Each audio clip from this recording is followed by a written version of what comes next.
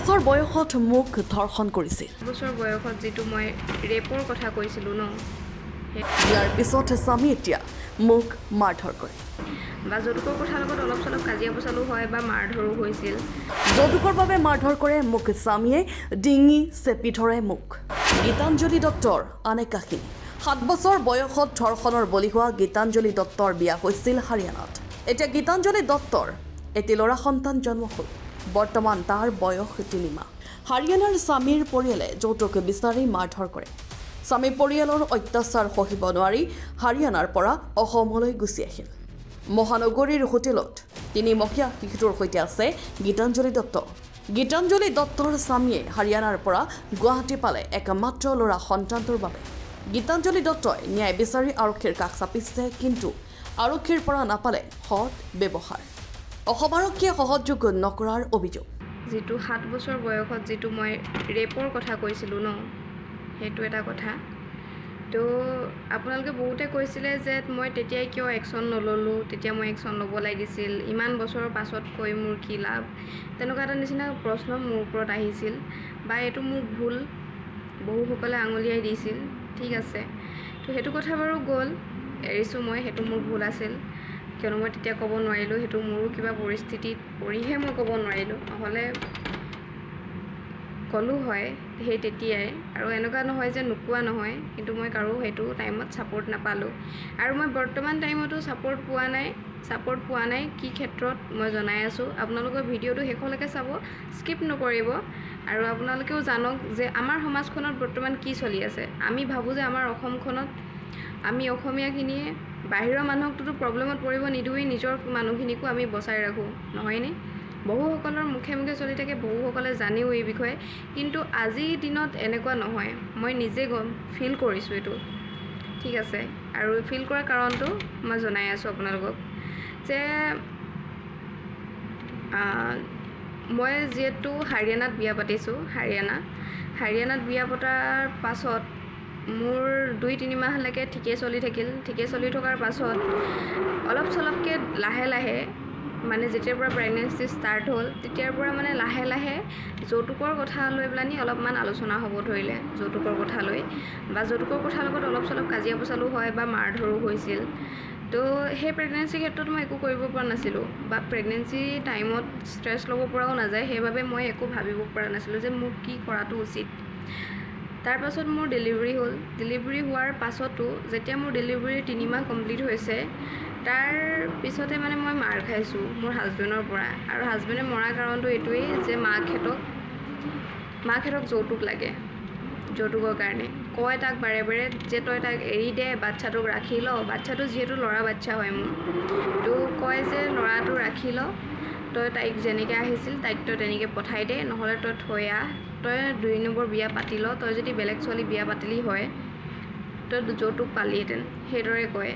তো সকলোৱে জানে যে যৌতুক বিচৰাটো লিগেল নহয় কেতিয়াও, সেইটো সকলোৱে জানে, আইনমতে সেইটো দণ্ডনীয় হয়। তো মই তাত ওলাই গৈ পেলানি মই এদিন ওলাইছিলোঁ কেছ কৰিবৰ কাৰণে তাত, কিন্তু সি মোক যাব নিদিলে। সি মোক মাৰিছে, বহুত বেয়াকৈ মাৰিছে, মোৰ ডিঙিত ধৰে, মোৰ মুখত সোপা দিয়ে, এনেকুৱা টাইপ। মানে বহুত বেয়ালৈ সলনি হৈ গৈছিল সেই ল'ৰাটো। মাকহঁতে মানে মজবুৰ কৰি দিছিল সলনি হ'বৰ বাবে। তো মই তাত একো কৰিব পৰা নাছিলোঁ। আৰু মে' 13 তাৰিখত যিদিনা মই লাষ্ট মাৰ খাইছোঁ, মাৰ খোৱাৰ পাছত যে মই মানে ভাবিলোঁ, বহুত দিন ভাবি চিন্তি ডিচাইড কৰিলোঁ যে না, মোৰ ইয়াত থাকিলে মই কোনোবা এদিন মৰি যাম। কিয়নো সেইদিনাখন মোক পেটত মাৰিছে, আৰু যিহেতু মোৰ পেটৰ ঘাও শুকুৱাই নাই, সেইটো বিয়া কৰি ল, এইক এৰি দে, এনেদৰে থাকে সদায়। আৰু মোৰ মানুহজন ইয়াত অহাৰ পাছতো তালৈ ফোন কৰি পেলানি মাকে ডিষ্টাৰ্ব দি আছে যে তই কিয় গ'লি, তই এতিয়াও সময় আছে, তই গুচি আহ, তই ইয়াত তোক মই বেলেগ ছোৱালী চাই থৈছোঁ, তোক বেলেগ ছোৱালী বিয়া পতাই দিম, সেইটো সময় চোৱালৈকে সেইখিনি কথা কৈ আছে। তাৰপিছত ছাৰহঁতৰ পৰা মই কাগজখন লিখালোঁ। লিখোৱাৰ পাছত মই দিলোঁ, OC ছাৰক মই কাগজখন দিলোঁ, যোনজন ছাৰ ডে ডিউটি আছিলে তেখেতক দিলোঁ। তেখেতক দিয়াৰ পাছত তেখেতে কাগজখন চাই মেলি ক'লে কি যে আমাৰ ইয়াত ষ্টাফ নাই, ষ্টাফ নাই, তই হাজবেণ্ডক মাতি দিব পাৰিবি নেকি? মই তেতিয়া ক'লোঁ যে হাজবেণ্ডক মাতিবলৈ অকণমান দিগদাৰ হৈছে, যিহেতু বাচ্ছাটো মোৰ বাচ্ছাটো মই তেখেতক দি থৈ আহিছোঁ। মাতিলে মানে মোৰ এইটো ভয় লাগে যে তেওঁ যাতে বাচ্ছাটোলৈ পলাই নিদিয়ে। তাৰপাছত মই মোৰ লগৰটোক ফোন কৰিলোঁ, ক'লোঁ যে তই মোৰ হাজবেণ্ডক লৈ আহচোন, বাচ্ছাটো তই ধৰি ল'বি আৰু লৈ আহ, ইয়াত থৈ যাহি। সি তেনেকৈ কৰিলে, কথামতে থৈ আহিলে। কিয়নো এতিয়াও কৈ আছোঁ যে থানাৰ অকণো কষ্টই নহ'ল, ময়ে গোটেইখিনি কৰাৰ নিচিনা হ'ল।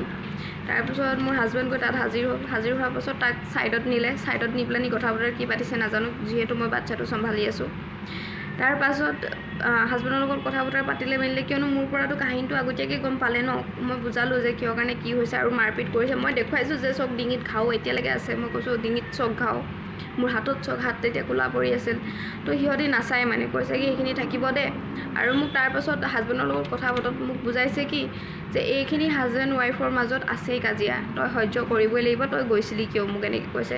যদি কিছুমান মানুহে জানে যে মানুহে জানি বুজি ভুল কৰে নেকি, নজনাকৈহে হয়। জানি বুজি ভুল কৰাটো বাৰু ক্ষমা নাই, মই সেইটো জানো। নজনাকৈ কৰা ভুলটোৰ কি ক্ষমা নাই নেকি? আৰু মই যদি জানি বুজি ভুল কৰিলোঁ হয়, মই সেইখন থানাত হাজিৰ হ'বৰ কাৰণে কি দৰকাৰ, আৰু ইমান দূৰৰ পৰা পলাই আহিব কি দৰকাৰ? আৰু যদি ইমান সাধাৰণ যদি এইটো কেছ, কিয় আজিৰ দিনতো সেই যৌতুক দাবীৰ কাৰণে কিমান ছোৱালীৰ জীৱন ধ্বংস হৈ আছে। বহু ছোৱালী এতিয়ালৈকে মৰিও গৈছে, আৰু কিছুমান ছোৱালী এই এনেকুৱা ক্ষেত্ৰত যুঁজি আছে। তো সেইখিনি সাধাৰণ। তো মানুহৰ জীৱনটো শেষ হোৱাৰ পাছততো একশ্যন লৈ লাভ নাই ন, আৰু কোনে একশ্যন ল'ব? একো লাভ নাই।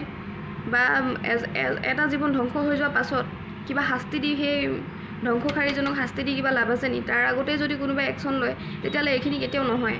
আৰু এইখিনি চল পাই থকা কাৰণটোৱে হ'ল যে আমাৰ এনেকুৱা পুলিচ প্ৰশিক্ষণ, এনেকুৱা লেতেৰা এটা মানে সমাজ বনাই আছে। এই যিখিনিয়ে সমাজ চাফা কৰে সেইখিনিয়ে লেতেৰা কৰি আছে বৰ্তমান, মই যি দেখিছোঁ।